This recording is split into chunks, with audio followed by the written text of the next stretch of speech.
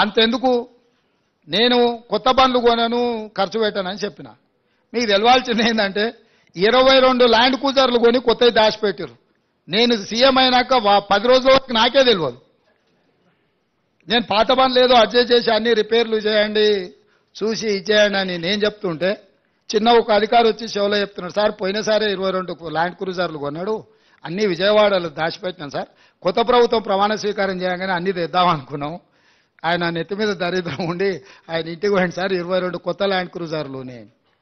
అసలు ఇన్ని వందల వేల వాహనాలు ఉన్నప్పుడు చెప్పా పెట్టకుండా కొని దాచిపెట్టిన కేసీఆర్ మూడోసారి కూడా వస్తాడు అన్ని అందరూ 22 అంటే ఆయనకు ఆయన వంది మాగతులకు అందరికీ ఉండడానికి. ఇట్లాంటివి ఆయన సృష్టించిన సంపద. అవి ప్రభుత్వ ఆస్తి తీసుకోకుంటే వెళ్ళిపోతాయి. కావాలంటే మీరు కూడా తిరగండి, ఇస్తాం అట్లా రౌండ్ కొట్టరండి.